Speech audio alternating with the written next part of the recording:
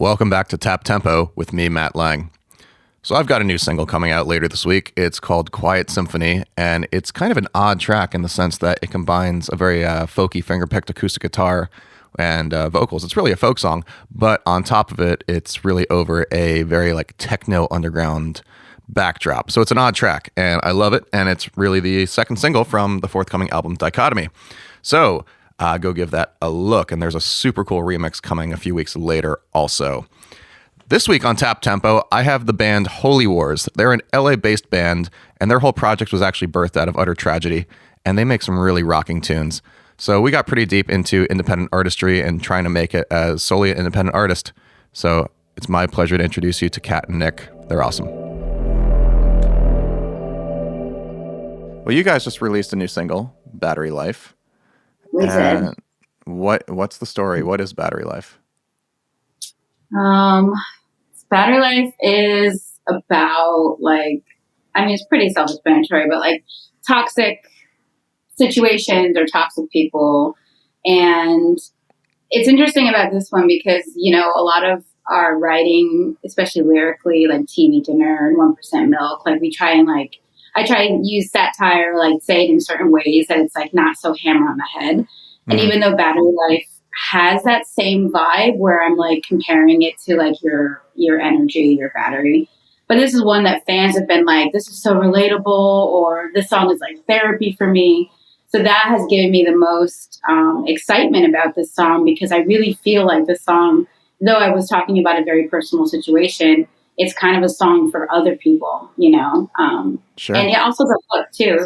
It's definitely a catchy hook where people are like, this song's stuck in my head, which is cool because we never really go for we have to write a catchy hook, but it kind of became that. So I find with your writing in general, though, it's very rare you don't have something catchy within it. Oh, cool. Yeah, I always feel like we're trying to go for a catchy hook. Oh, really? Yeah, I feel like that's always a thing. Well, I guess I mean more melodic, it's a little bit more. It's a little bit more melodic than usual. Yeah. We were trying to do a lot of writing in this short period of time, so we spent 2 weeks just writing lots and lots of songs.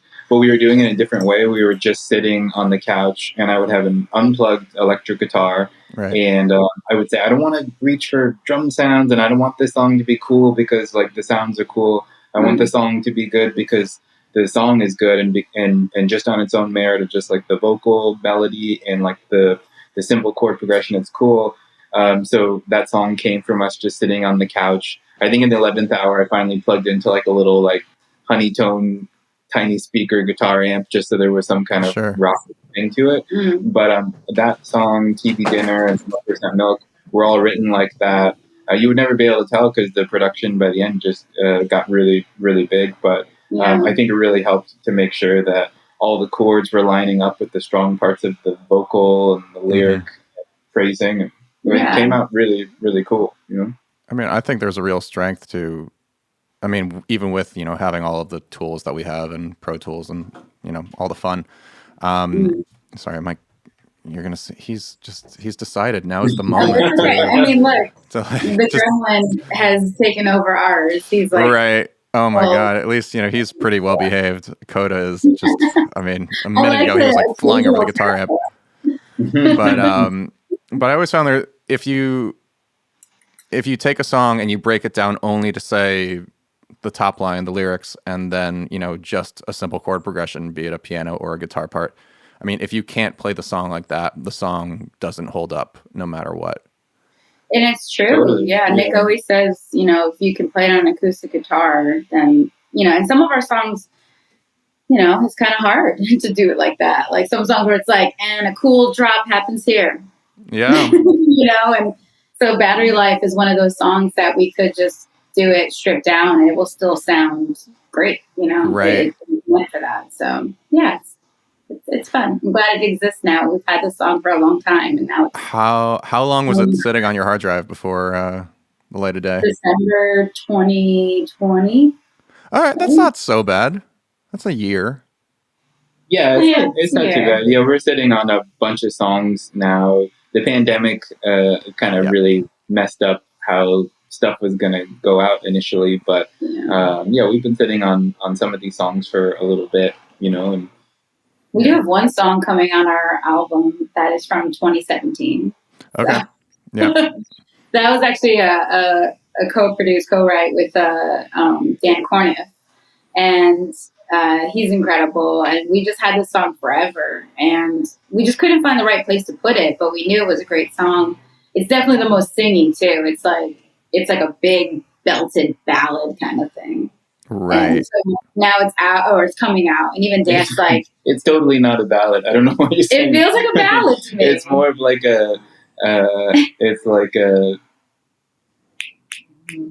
it's here. This is not a ballad. Upbeat.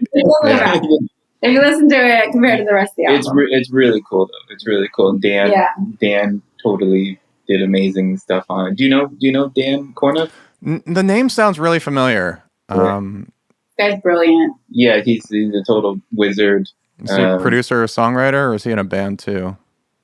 Producer, mixer. Yeah, he's like you, like a wizard like you. He knows how to do all this incredible stuff. Like he understands the technology and he makes plugins now, and he has his own. That's maybe studio. why I know some of that. Yeah. Okay. Corniff Audio, that's him. Okay, I think I've seen that. That's cool.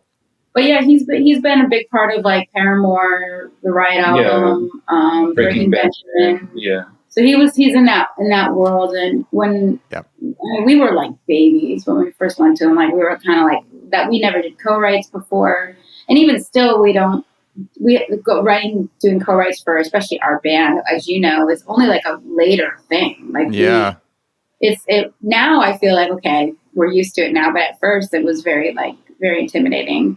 But we got a great song out of it, and he was mixing the song on his console right in front of us, and it was just really cool because I feel like because we flew out to do it with him in on the East Coast. Where's he based? New York or? Yeah, it's out. It's like not Jersey, but it's like right upstate New York. Yeah. Yeah. Mm-hmm. Yeah, like it's a train ride into the city because we just spent one day there. But it's a great song. It's really, really great. But I think at the time we just were about to do Mother, Father, and it was our very first year. And it was like a lot was happening for us very quick. Like we got 10th Street, we got signed, everything was just so quick. And they were like, oh, well, you got to go and do these co-writes. And now, now that we have the experience we have, we understand why. But at the time we were like, no, we're a band. We write our own music. What? So I think that was a big reason why we didn't put it out, because we just didn't know how to do it. We just didn't feel like it was as much us at the time. And now after all these years, we're like, oh God, this song's great. It needs to come out. Yeah. I mean, how did you reconcile that feeling of a collaboration of people outside of you as opposed to, just writing internally, where you feel like this is no longer just our song anymore? How do you get over that? Tomorrow. I mean, I think it was easier for me than even you. Because I remember I would go in these sessions and I would be writing top line because I feel like that's but he does the music. So now he's working with other people that does the music. And there was a moment where you're like, this was a couple of years ago, but you were like, I don't know what to do because, I'm just sitting there, right? Yeah. It's gotten much easier, and there's always something to learn from somebody else. True. But initially, I was a little bit more like I have no idea how this works. Like, what am I even supposed to do? But now it can be really fun. Working with other people, and it pushes you to be much better. That's always the big takeaway is that you learn new tricks and you get a lot better. So all the co-writes that we've done for our band have made us much better writers and producers. Absolutely. Yeah, pushes you outside your comfort zone. And then, definitely. And also, I feel like you're not so attached to it too. And I don't mean to say that you don't love the songs as much as if you did your own songs. But when we were doing the Mother, Father era, every song had to be this is the most important thing I could say, because if I died tomorrow, this is the last thing, Right. Mm-hmm. And that kind of caged us a bit, because nothing was as important as the loss of my parents. It was no matter what I would talk about, to me, it all just seemed vapid. So we were kind of stuck for a few years figuring out what do we want to say? And I don't want to keep talking about the same thing. Then it's kind of on borderline exploiting. Right. So working with other people, getting out of our comfort zone and realizing the song could just be a great song. And it will always come from a place of truth, because I don't think any of us can write just a bullshit song. No, yeah. I mean, clearly, I mean, if, the whole theme of that era is, a horrific event. So how could you not write about that? That shapes you for the rest of your life. Oh, absolutely. So I don't think you're going to write about Sesame Street after that. No, that's just me. No, definitely not. But we do kind of do our version. I always say this, of Sesame Street, with like 1% Milk, Battery Life, TV Dinner, and like these type of titles where it's like presented to you in like a Fisher Price, like cheeky packaging. Right. But then when you actually take a second, if you care, to look at the lyrics and what I'm trying to say, it's about societal issues or personal issues. Like it's nothing what you think it is. And I think juxtaposition has always been the thing that has really inspired both of us. So if it's a sad lyric, write it in a major, that kind of thing. Yeah, and a little sugar helps the medicine go down, as they say. But yeah, because I mean, and you guys really do have really like a really strong branding of the band. Anyway, even like just visually, when you look at both the music videos and the artwork and everything, like there is this concrete image to exactly who you are, which is, I mean, it's something I've always really been bad at personally. So I'm always impressed when I see other people do it, and it actually, it doesn't seem like insincere, and it actually like you can see just visually what Holy Wars is, and then you hear the sound of it too, and it makes sense. Oh, that's actually really great to hear, because we never really had this like packaging idea. Like it was never like, okay, this is our Pinterest page and we're going to be this kind of band. You can see the change because we're human and people grow and change, and life will always, you'll adapt to different things and different styles of music that you like.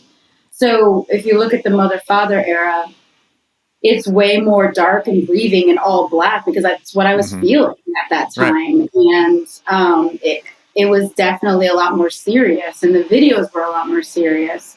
And then as we pulled more and more away from it, as I was changing and he was changing, even our taste was changing, it's become more satire and more poking holes. And I think it was I Hate Myself, which is actually what the song that connected us with you. Yeah, of course. It was Nick's idea, because the song I Hate Myself, it's written, it sounds happy, the lyrics are sad.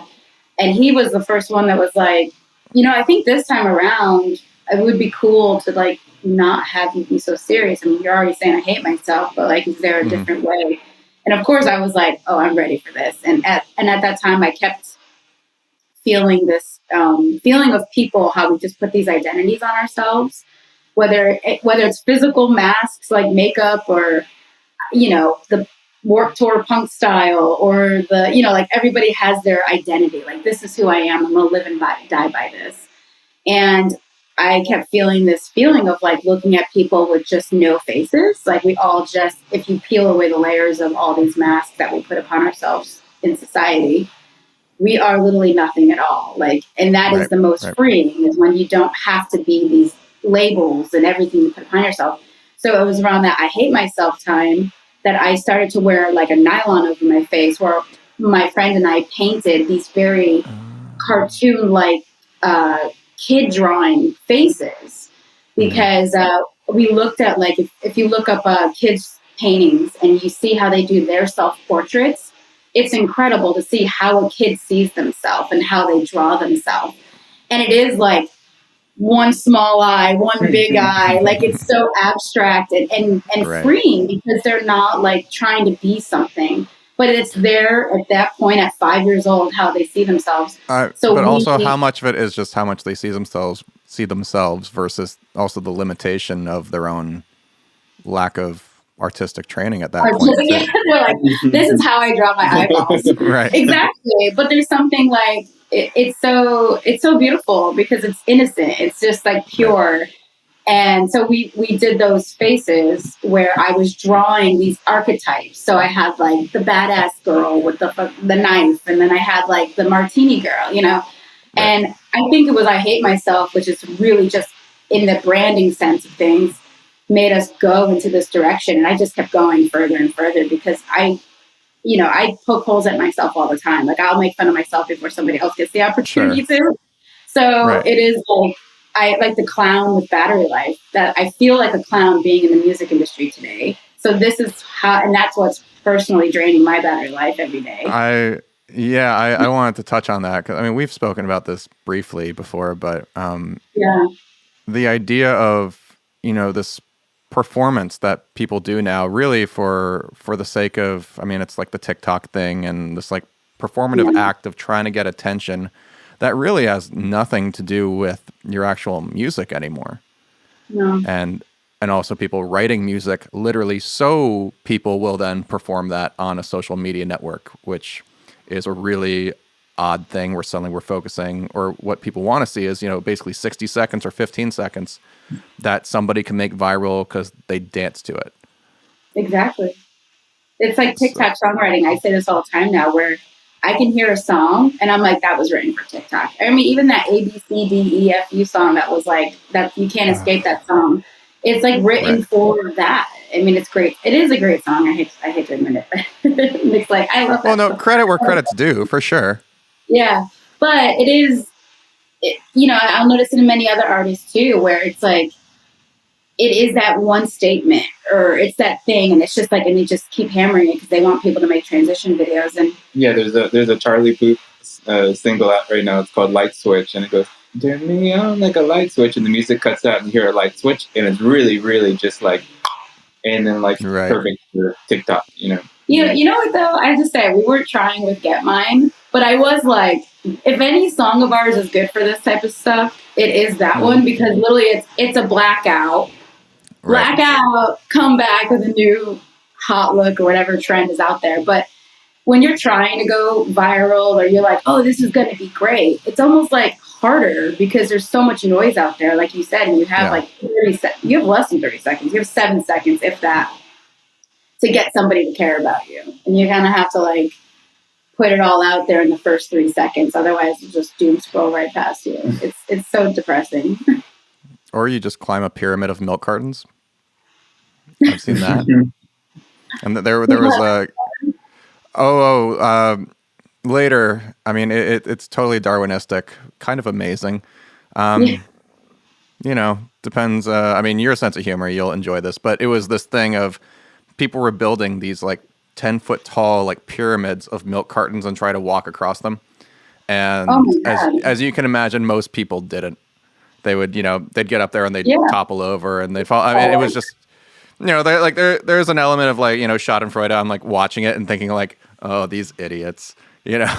I mean, honestly though, like like you said, that is my humor. I would rather do that than sit there and do these like ads that are like, hi, I'm Kat from Holy Wars. If you like this band, follow me, like that kind of stuff is just so, ugh.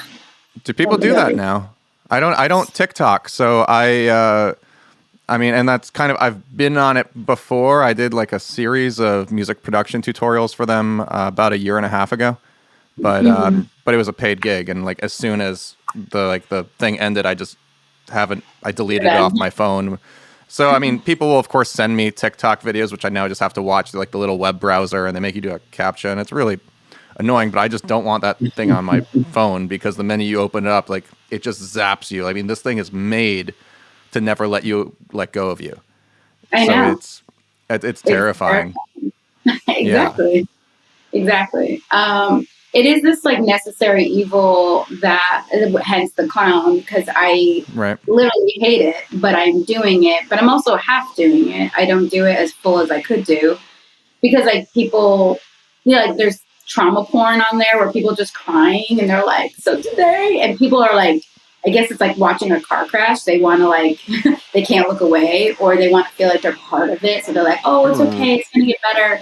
So I'm not going to do that. And he doesn't like to be on camera hardly ever. So he'll like do a couple videos. Like I asked him to do like, can you at least do the battery life solo? Because it's a cool shreddy solo that I saw you guys post that on Instagram, I guess, because you cross-posted it or something. That one, yeah. So those I'll cross-post. But even then, it's hard to find in terms of like branding of what like I think I am or what I want to convey. It doesn't really apply to TikTok. So there is Right. this, okay, TikTok, you have to play by their rules and be Right. cringy as fuck, or don't do it and then don't be mad when nobody knows who you are or cares. But that I wouldn't, but not every video has to cross promote over to your other platforms. And Right. some will do, because we are a band. So it's like the ones where we're actually playing, and we're singing, and we're talking about the song, or the videos mean so much to me. So I love to talk about the videos and why I chose these characters and who these characters represent, etc. Those I like to do, but it's just so much work. It really is. Like Yeah. what it takes to do the video. I put as much work, if not more, into doing the TikTok videos, BTS about the video. It's Right. insane. Right. Yeah. Right. I mean, the video is usually the easy part. I find actually, it's all the work around it that Absolutely. infinitely longer. I mean, what kind of content wise, what do you, God, I hate the word content because that devalues art, but for the sake of, I'm actually talking about content because we're talking, video stuff. What do you put on TikTok versus say Instagram or other chains of interaction? See, that's hard because TikTok, I'm still figuring out what I'm willing to do on there. And I've done those posts and deletes where I'm like, oh, I can't watch this. Like I want to throw up looking at myself. What did you do? Yeah. So, but I have spoken to a lot. What did you do? What was the cringiest thing? I mean, when you hear it, you're like, it's not that bad. But to me, it's bad. It was that Nirvana cover. I thought that was cool. I didn't want to do it, Nirvana or near vomit? Near vomit. I was like, is Near Vomit a Nirvana parody band? But okay. Oh no, Nirvana. We did. What was the song? I blocked it out so much. Oh, Lithium. We did Lithium. Yep. Okay. But I did it, because me, I like to make something look more than what it is. Like, yes, I could have just strummed my guitar and done it that way. But we also felt like, well, if we're going to cover Nirvana, like we want to do it differently because you're never going to do it as well as they do it. So let's try it different. So we did it more like electronic vibes and stuff. And then I did multi-camera stuff. And at the end of it, and I spent all night putting this thing together, and I put it out, and for me, it was an instant cringe because it was so obvious of a try hard. It was so like, okay, you guys don't worry about our original music. Listen to the cover. It was too much like a thirst trap. Like, oh, you like Nirvana? Well, listen to this. And all you need is one douchebag to be like, you suck. And then I'm like, yeah, I know this does suck, asshole. Bye. Yeah, right. But the flip side is, I mean, this is just, a reality. Yeah, there might be that one guy who says this sucks, but then you might have 1,000 people who love it. So, and it's always the case. I mean, even with our music, I mean, Nick always says, whenever there is that person that wants to not like it, that's a good sign because now it's gone further than just your mom and dad and your friends listening to it. So he welcomes those people. I love it when you're getting those you guys suck which we don't get that many of those, but those really tell you that you're actually making some type of impact. You're really in trouble when all you're getting is hey, sounds great. Hey Kat, love it. Yeah, but they talk to me personally, and I'm like, ooh. Yeah, when you're getting love it or hate it, then at least you're affecting somebody. You're doing something memorable. Yeah, that is true. Polarization, I think, is really good in general. Polarization, yeah, right. Totally. I mean, and then an example I always think of is Bring Me the Horizon, where as they've obviously evolved a ton over their career from their early days of basically being a deathcore scene band, but when they eventually got to more accessible, I guess it was still kind of metal at that point, but they started to get some real traction at that point, and then they went full on Linkin Park after that and pop rock, and now they work with hip hop producers and artists, and it's and they do whatever they want now too, which they're at the luxury where they're so big that they can go and do a death metal EP followed by a pop single. But but every time they put out a new album, at least certainly in the last decade, every time it split the fan base in half. Oh, And really? Totally. oh yeah, Yeah. I and in believe the that. process, they became bigger and bigger every time. Like it actually really worked. They're a Mm. fascinating example to look at this point. Yeah, we love them, and we Yeah. especially I've loved them since the very beginning, like the first record that like the first heavy, great sounding record that they did. But we love the new Hmm. stuff, the new pop stuff. Mm. Yeah, they just did this live performance with they collabed with Ed Sheeran, and like No way. and, I mean, and that figures, right? yeah, and it's crazy, like them and Ed Sheeran, and like they're Ed Sheeran's kind of singing, and they're doing like full on like metal version. It's crazy. Yeah. Wow. What But song you're did they right. It can play? do anything now. I mean, that's if I ever had to ask ourselves, what's the goal, right? Like, do you want to Hmm. be famous? You want to be TikTok famous? What's your, and everyone's got different goals. And I think Yeah. for us, it's always been to be a band like them, a band like Radiohead, and Yeah. Nine Inch Nails, where like you can literally do whatever the fuck you want, Yeah. and that has always been the goal because we've always been very multi-genre based. I mean, Hmm. we've always been writing this way, and it's been hard for labels and management to find out where we fit because our influences combined created such all over the place taste that we genuinely like the fusion of this. Hmm. And nowadays, I am grateful that there are artists like Bring Me the Horizon and Poppy, even where Hmm. they are song to song different, sometimes multi genres within a song. That now it's we're not getting so many questions of, well, where do you guys fit? And now it's like, oh, cool. So I Hate Myself and Back to Life fits with this type of band to open for, and then Get Mine will fit with this type of dark pop band. So we Right. have a catalog that can go in many different lanes now, which I think mostly will help us, but I'm sure there'll be a couple doors where people are like, I don't get you. I'm sorry. Like, Well, there will always be those, but I mean, so because for instance, like two of my favorite, most influential bands also are Nine Inch Nails and Radiohead, yeah. and I mean, I love them to death, obviously, and they are so big that they can do whatever they want, which is a true luxury. The thing I think Mm-hmm. about a lot is the system in which they came up in. I mean, they grew up via the major label system. And Yeah. I wonder if they were a band like that today, or if they were a new band that were kind of doing what they were doing, would they be able to pull it off? And I don't know. that's what I don't know. And I don't even know.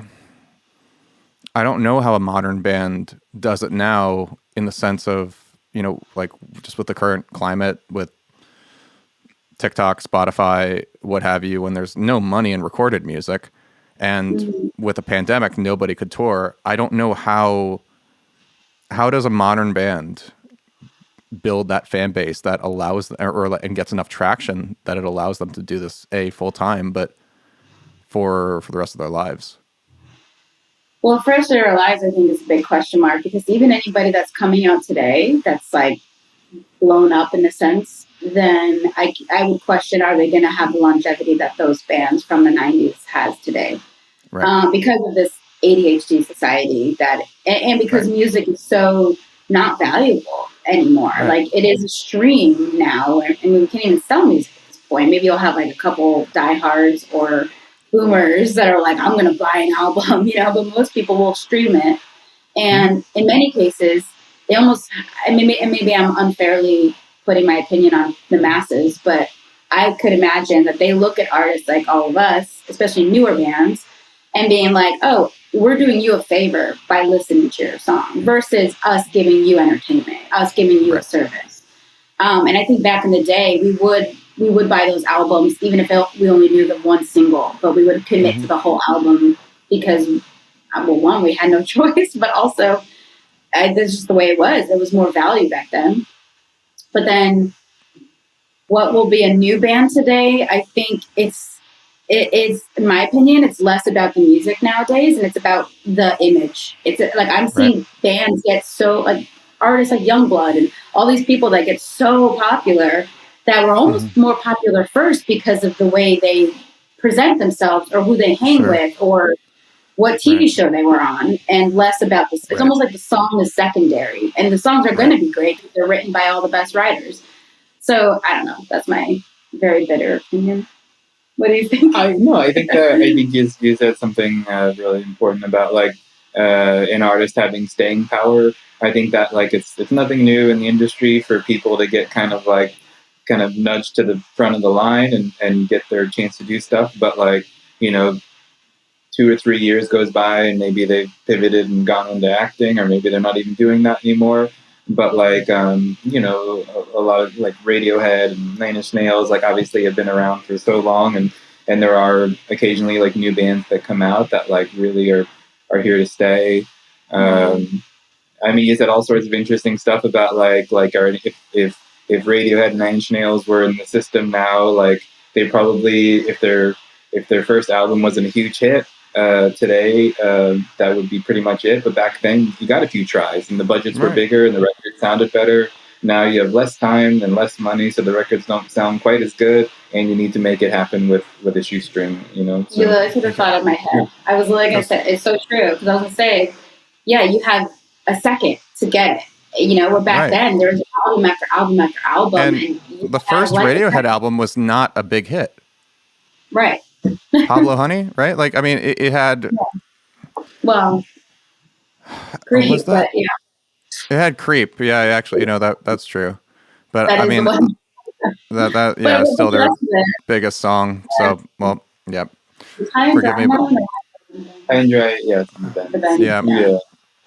Or it's maybe one of the early ones was not a big commercial hit, and in a modern day, like one of them is like a big fan favorite, but wasn't like a commercial hit. Is it Amnesiac or Kid A? Kid A's went like, well, yeah, but Kid A's interesting. Both Kid A and Amnesiac were not particularly commercially successful, I believe, but they're my favorite records. Yeah, without a doubt. I mean, they're bookends of the same record. You know, it's that was that beautiful period of where that's when Radiohead started to get weird. Yeah, that's when they became one of the best bands ever, in my opinion. But I don't think they would exist now had they not come up with basically the major label backing of, I guess, the 90s. Yeah, totally. And now, if that did happen today, they would be saying like, okay, we need to get you with like all the top writers. We need another Creep. We need we need lots more Creeps. Let's do Creep with like this person featuring on it. And then they do the Coldplay thing where suddenly it's like, all right, you know, you have like, actually, this is like a travesty to me because actually, because I love Coldplay 50% of the time, and when they put out an album called Ghost Stories, I think it was 2014, and it was basically like his breakup record with Gwyneth Paltrow. And it harkens back to like the more acoustic driven or just songwriting driven or like albums of like the late 90s, early 2000s before they really became like a pop band.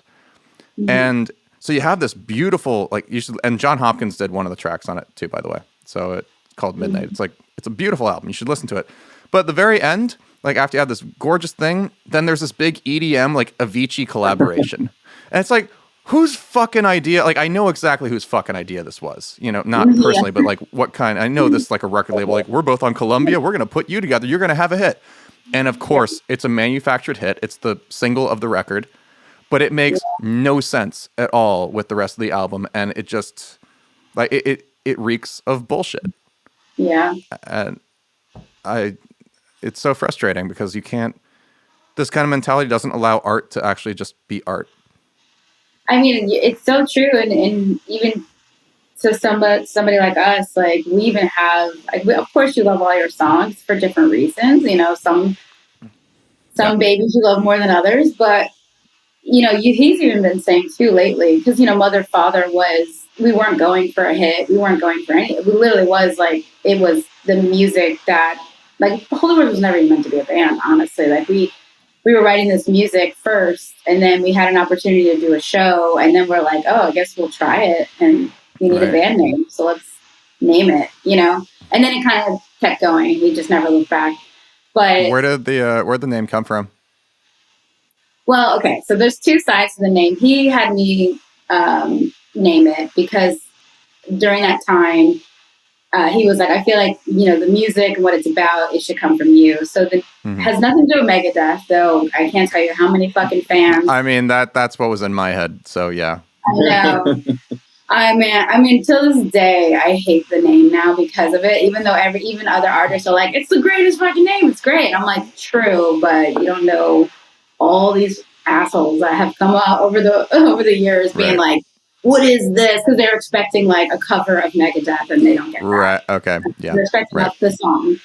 And worse, these misogynistic assholes, they get me. Oh God, they hate it. They hate it so much that a woman would sing. Anyways, which I love, and I always I picture them blowing up in my mind. Like I'm like, and you have. Right. And Nick is always like, don't engage with them. But if I had my way, I would be a little cunt, and I would just be like, oh really? No. Listen to Nick. Yeah, I know. No, like voice of reason. Outward spoken person that when I'm like, I'll never start a fight, but if you bring one to me, then I'm like, oh motherfucker, taking off the rings. I'm like, game on. We had this artist over here that she's featuring on one of our upcoming songs, and she deals with a lot of haters like that. Yeah. And she says, and sometimes I click on them just to see like, who is this person? And this one person I clicked on, it was just feet. It was a foot. It was just pictures of feet. And I was like, and this is the caliber of people that you're dealing with a lot of times that have the time to just like, spew. Yeah. She's like, am I really going to be angry about a foot? Like, am I going to let this foot get to me? But so Holy Wars, back to the name, it actually came from because my parents passed, and also my brother was, this is like the second half that I actually haven't been that public about, but now I'm like, fuck it, I'm going to tell all. But my brother destroyed my family. He became a born-again Christian. My mom was a tarot reader. And when he converted to that religion, because he married into it, we didn't conform. And therefore, I haven't talked to my brother in 20 years. Oh my God. My parents passed. Yeah, he's gone. He's like 12 years older than me, too. So I don't really feel the loss because I never really had a relationship with him anyway. By the time I was old enough, he was already moving out. But I did see how he destroyed my family. Like, he was the firstborn and the only boy. And my parents were devastated until they died. Like, they would send him and his boys, my nephews, like presents, and he would send them back because he'd be like, you're the devil. Like, until you convert to my religion, you're going to hell. So I've always had this anti-religion feeling. I wouldn't call myself an atheist, but I definitely do not go along with organized religion. So I went really dark with it, and I kind of put Holy Wars on there as like fucking, because I look at it as a war. Like, it's not a good thing. But the other side of it is, while I was going through the grief of both my parents, I started to like tell him, like, it feels like a holy war is existing in me. Like, do I want to live or die? Do I want to believe in God or believe it's all bullshit? Do I want to believe I'm going to see my parents again after I die, or all of this is just bullshit and we literally just don't exist anymore? So I constantly felt this way. So we both agreed that represented the type of music we were writing at that time. So here we are. I like basically, liking the idea of believing in something because it comforts you while not actually knowing if it's necessarily true. Yeah, that's true. That's kind of where I'm at now, where it's like, I want to believe because it makes me feel better. Otherwise. Well, yeah, because the idea of hope is a nice thing. Otherwise, if everything's pointless and meaningless, what's the point of living? Exactly. Therein lies, the existential crisis. And it's been said that nobody fears death as much as existentialists. Exactly. The fear of non-existence itself is like, because we want to believe we have a soul, we have a purpose, and it's our ego wants to believe that I matter, I am it. And I go even as far as like when people say we are the same thing, where I am you and you are me. I am the table because we all exist within the universe, because the universe is actually within us, because there is no I'm living inside of it. It is all, and all is everything. But then I would even think like our egos want to think, but we're an individual. I'm unique. So I often, with myself, and even in the music, like the song that we have writing with you called I Am Your Reflection, I can't wait for us to finish the song and do it, because Yeah, I feel like same. out of all the things I've said, that song, is it going to be a commercial hit? No, we're not going for it. Or maybe I don't want to put the fucking card. Maybe it will be, but like, to me, it means so much to say like, I am a reflection of a reflection, which is also a nice little nod to I'm a copy of a copy, Nine Inch Nails. Yeah, I was thinking Nails. Yeah. Yeah, but it's like, I am your reflection. So what the thing is that I don't like about you is the thing I don't like about myself. The thing I love about you is the thing I love about myself, because there is no separation between you and I. We are the same thing. So hopefully, and I remember those lyrics was because coming out of the pandemic and everybody fighting with each other politically and society, you know, all the problems, though we do need awareness of things. I still felt like nobody was actually listening to each other, and it was all just about talking at the other person. So back to the point, the song's gonna be great. Good. Yeah. Well, it's funny because I think it's not commercially inaccessible. Only because like a reference I thought of recently was that song, the song Health did with Trent, or with Nine Inch Nails. Oh, yeah, that's cool. Yeah. Which, well, I guess I'm saying lyrically, because I feel people want to. I mean, hence why we do TV dinner and Little Gods, you know. Because, but in that one, I feel like it is more about just what we're talking about now. It's about, you know, and the lyrics are meant to be more poetically driven. And I don't know, you know, I even had a friend yesterday tell me, and it was, I guess, a compliment, but she's like, I love your music, but I have to be in the mood for it. I was like, cool. I don't know what that means, but thank you. But so a song like that, not everybody wants to be told, you know, some soapbox preaching shit. Some people just want to like put on some Friday night music and feel like a badass or feel sexy or something. I mean, that's pop music in a nutshell. Exactly. Music, for the most part, music to make you feel good, not music to challenge you.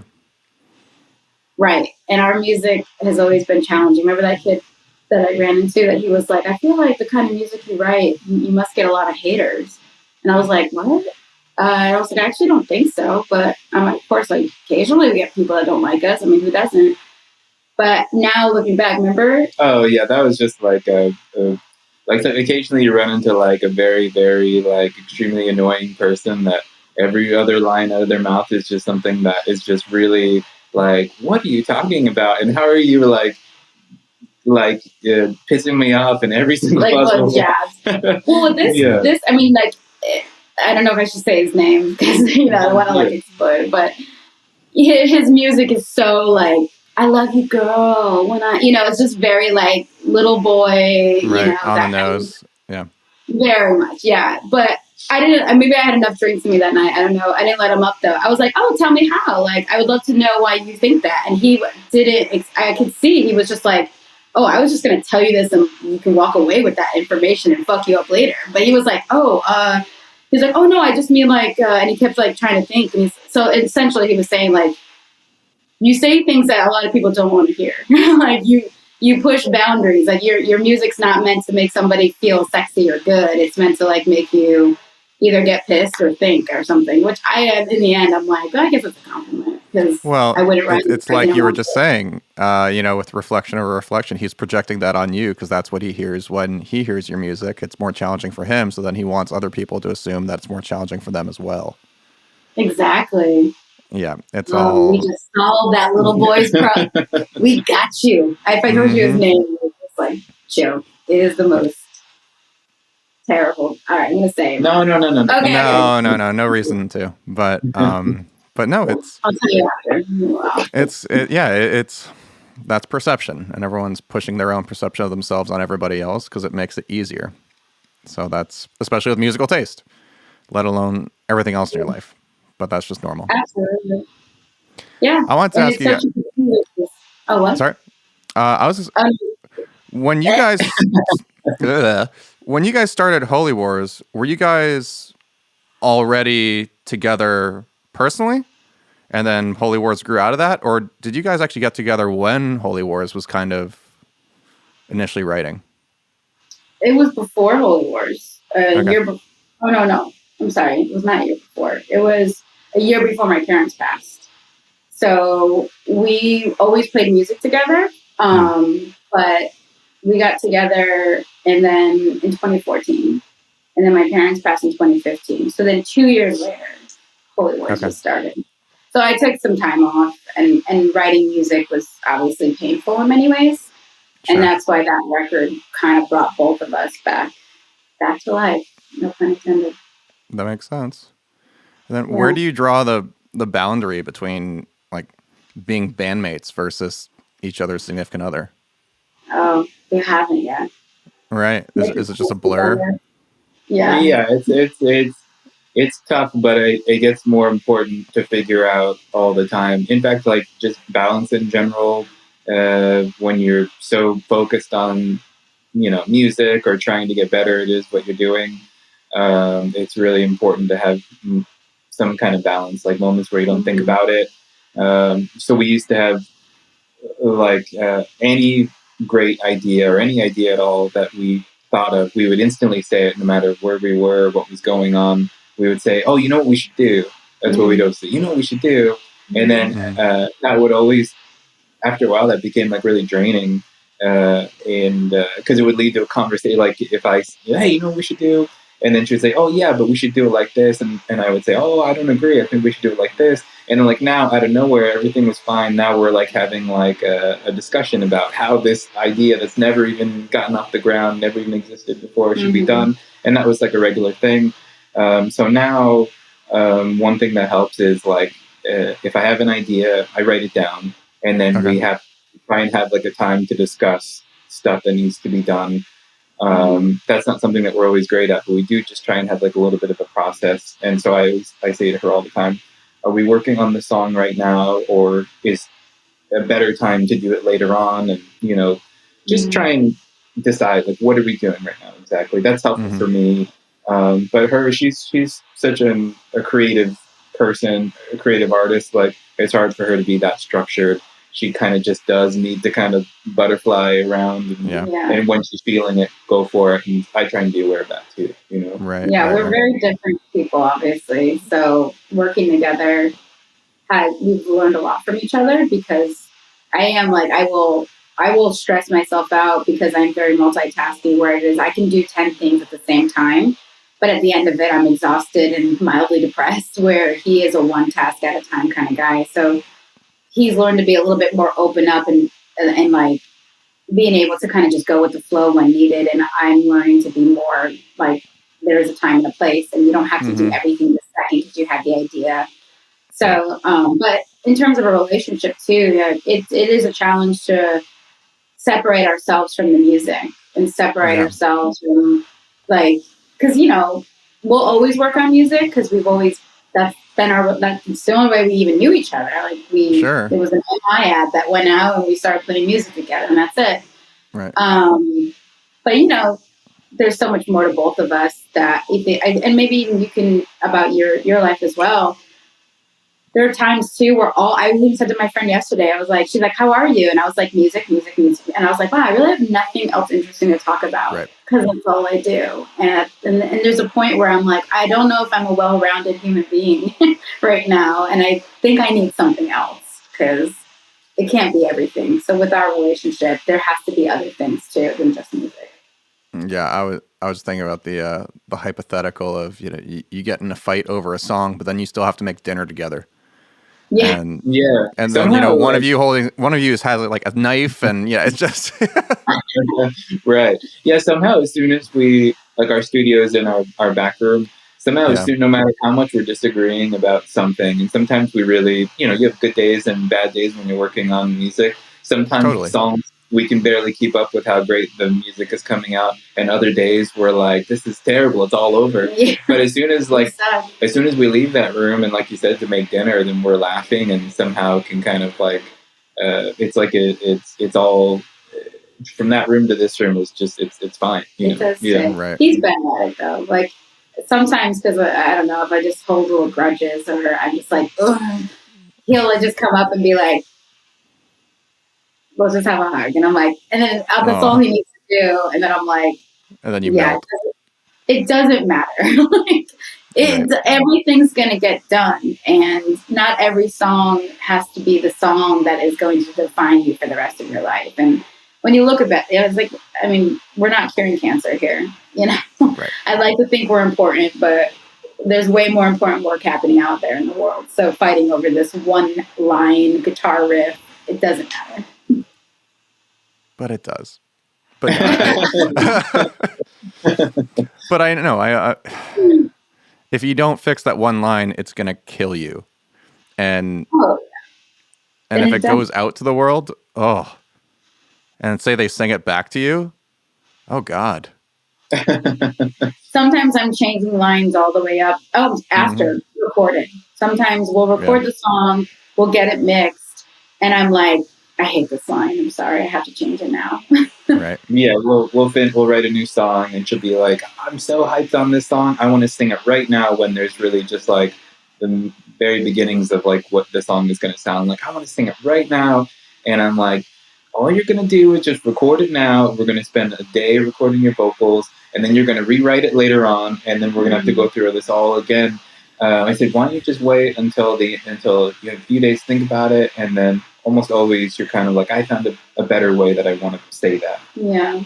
Yeah. It's like the creative ball of chaos, and then the manager or the product manager. Well, even with Battery Life, weren't you like, I would have done the chorus like this, just a little different, you know, like you're never.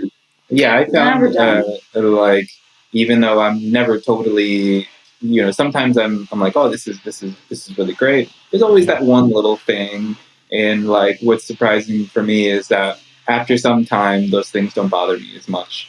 And in the moment, I'm thinking it's going to bother me forever. But like after a while, I can listen to stuff and like.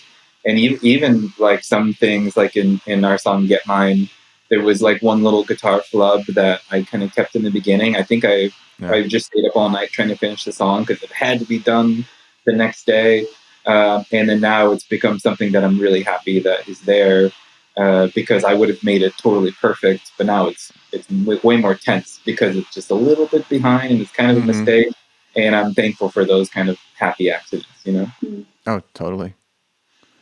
What are you guys listening to the most right now, outside of, you know, your own work? I know what What are you listening to? Wow, I'm really into Bob Dylan right now. Oh yeah, love Bob Dylan. Have you heard of them? Bob Dylan or no? Haven't heard of Bob Dylan. Maybe once or twice. Bob Dylan. So it's spelled Bob Dylan with a B. They're out of the UK. How hipster. No, I don't know anything about them. No, they're a punk band out of the UK. Really cool. It's like punk and hip hop fusion. Yeah, really, really raw and really exciting and super cool. You know? Yeah, and also Idols too. I always get in and out of Idols because I listen to Idols to the point where it's like the same song over and over and over again, and you're like, okay, I need a break. And then 6 months later, I'll hear a song because it's like on my playlist or something, and I'm like, fuck, I love these guys, and then I'm right back into it again. So that's what I'm listening to right now, those two. Oh yeah, I love Bob Dylan. I love Idols. I've listened to a lot of pop music lately, kind of a lot of the stuff that we're talking about. I just like really want to understand why it has such an effect on people. So I kind of daily, I pick a few songs. So I love this artist now called Rosalia, who's this Latin pop, incredible artist. Sounds really good. Yeah, she just put up this song called Seoko. That's unbelievable. And then I like, I was listening to Lil Nas X. I like his stuff. It's so Little Sims too. I love Little Sims. Yeah, like the imagery that he does is so unbelievably over the top and crazy, and so I like all sorts of stuff. But in terms of heavier stuff, I like Mutoid Man. Can you check them out? Yeah, I know that's the like Stephen Brodsky thing. Yeah, right. Yeah, Mutoid Man, they're great, and I'm all over the map. I like so much stuff. What about you? Who are you listening to right now? As of this week, a friend of mine recommended I check out Spirit Box. Which, Spirit Box 6. Yeah. I didn't know. I mean, it's funny. I was reading like a Guitar World magazine. It was probably like, the best of 2021 or something like that. And it was interviews with all these different artists. And so many different artists all said Spirit Box. And then I just forgot about it. And then just this past weekend, I was sitting with a friend. He said, dude, you got to check this out. And it's interesting. It's pretty damn good. Kind of like Evanescence taken modern. Yeah. Which is... I can hear that. Yeah, she's incredible.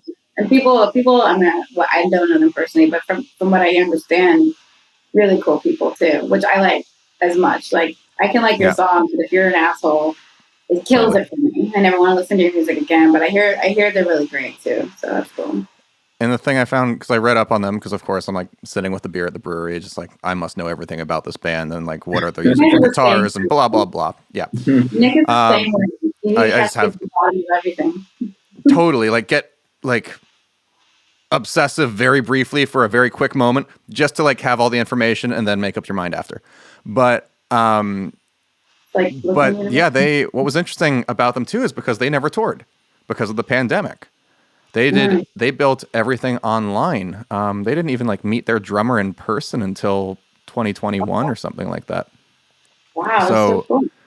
So that's what's really interesting about them. It's like they built, and I mean, they were connected, obviously. I mean, they were already, within the metal machine, if you will. But like it's their own. They released on their own label, but it's their debut album, but licensed it to Rise. So and like their manager came from, I think like the label world or something. Like they were, not some upstart band by any means. Right. But yeah, they've it's like a lot of people call it album of the year for like heavy music, which is it's cool. But yeah, they never toured. So now they're doing their first tour, I guess this fall, but it's just interesting that, they were able to launch an entire career of a new band, at least purely over the internet, which is honestly at this point ideal. Well, I feel like a lot of bands have popped up during the pandemic that I didn't know existed prior. Maybe they did, but they didn't have the visibility that they have now. I have mixed feelings about it because on one hand, I feel like everybody and their mother's uncle is in a band and puts it online, and maybe there's a lot of great stuff out there, but and it's not so much of the gatekeepers, and now the gatekeeper is your algorithm. That to me is the ultimate gatekeeper these days. Yeah, for sure. But I still also, maybe because we're a little more old school, I always feel like you gotta go and play live, and you gotta get your fan base that way. And like when I hear bands like that blow up and never played, on one hand I'm like, oh, that's really cool, but on the other hand I'm like, that's such a fucking shortcut. Well, it's interesting too, though, but because of the reach of the internet, and also less people go out. Let's not kid ourselves. That's true. I mean, people stay home looking at Facebook or playing video games or whatever. I mean, people just do not go out and even before the pandemic, people didn't go out like they used to. So what's the point of going out and playing a show for 30 people? Yeah, especially once you have like travel expenses and everything like that, when you can have an audience of thousands who are listening to you and you don't have to go anywhere. At least, for the sake of like, when you're building that initial push.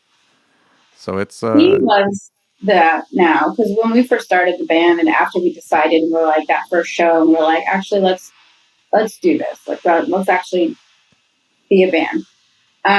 We were playing every month, sometimes twice a month. Like we were, and it built, and our fan base has been built from those days. So it did. Yeah. It was a lot of hard work, but we built it because a lot of these fans that do discover you on an ad or something, and it's great because you can reach more people. But I do also feel like when you can actually physically connect to a band, you are more of a lifer of a fan, I feel. Totally. Than just like an easy follow and an easy unfollow. But right, and if you follow them, doesn't mean you're going to buy a ticket to go to the show. Oh, streams too. Like, I've seen some bands that have millions of streams. So I'm like, they're surely going to pack out the satellite, and there's 30 people there. I mean, this is obviously pre-pandemic because RIP at the satellite, but And I do too, but he personally liked it because before, when the pandemic happened, he was already being like, I don't want to play as much, because we were also more focused on our shows than we were even about writing more music, and we were releasing maybe one song a year. So our writing has gone way up since we stopped playing as much because of the pandemic and a little bit before. And now we're excited to get back to touring, but I mean, it's tough. Like, in one hand, I feel like our fans could come from maybe TikTok, but I'm also up against those who have millions of followers and just know how to do all those transition, and what I just don't want to do. No. And I'm also excited to get back to being in front of people again, because I do believe that they're actually going to be a fan because they have that connection with you. But I don't know how many people are actually going to come out now because of the pandemic and because we've gotten such like a introverted society these days. Sure. Yeah. Anyway, I don't know the point I was making, but there's a lot of points. No. I mean, there's a ton of uncertainty. So yeah, you guys go on tour, what, 2 months from now or a month from now, right? Oh God, it's getting closer every day. Yeah. I mean, I'm excited, but it is that like I haven't been in front of people in 2 years, and also this new music too we haven't actually played. And I was gonna then, who did you have planned that with you this time around? What? Who do we have? Like you've had Jeff do drums before, and right. Yeah, we have a new drummer named Shep actually, who's currently out with Diamante or Diamante. I'm not sure. I never know how to say people's band names. Diamante, Diamante. Okay. He's really great. Our drummer Jeff has always come in for like recordings. And we've played a lot with Greg Gartman, but he's also Hollywood and Dead's drummer too. So the time, it just didn't link up. He was already pre-booked for that. So we're taking a new drummer named Shep, who will just be coming off of that tour. So I think it's going to be great. But we're actually going to go down to a 3-piece for this, where in the past we would play with 4 or 5 members. But because of the run and we are sharing the travel with the band world. Keep it lean. Yeah. We're keeping it lean, So we're going to bring, I'm going to be on guitar, we're going to bring a bass, and then the tracks like Get Mine, we're just going to run it through the tracks anyway. Right. Well, it'll be interesting, but he's like, I think this might be just the new way because it is leaner and meaner.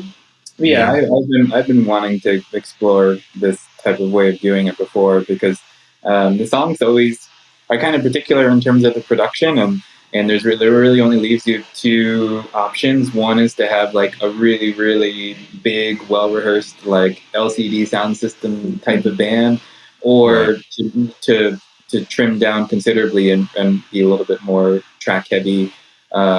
We're modifying this stuff a lot. So like in some parts where there's like a bass, like I'm gonna down tune the guitar, like transpose the guitar, and I'll be kind of covering that. So there's like lots of creative ways that we can kind of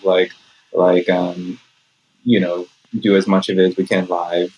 But I actually like how it sounds a lot better. Yeah. You guys, are you playing in LA? Yes. April 22nd, we're at the Echo.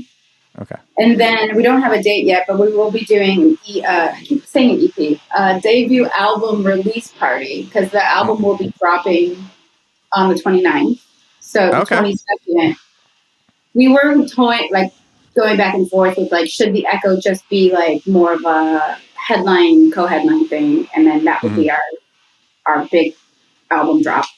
But I like things to just be a little bit more weird and not, venue-like. So I'm thinking of some opportunities of like where we rent out a peer space, and it's more like a listening party where we may obviously do the whole album, but to be continued on that. So right now, just April 22nd, and then our last show of the tour is April 23rd in San Diego. Okay. Well, I look forward to hearing it. I look forward to seeing it. And thanks so much, you guys. It's great seeing you. Thank you. Thanks, I feel like I can talk your ear off for 2 hours. So. Well, you know where to find me. We can do that. You want to bitch about the internet? I got you. I'm just like dating myself. I feel like anybody that bitches about the internet, it's like you are a geriatric millennial. I'm like, fuck. That was Holy Wars. They're going on tour next month, so go see if they're in your area. Give them a look if they're around and you're into them. Go check out their new single, Battery Life. And while you're at it, you can check out my new one this coming Friday called Quiet Symphony.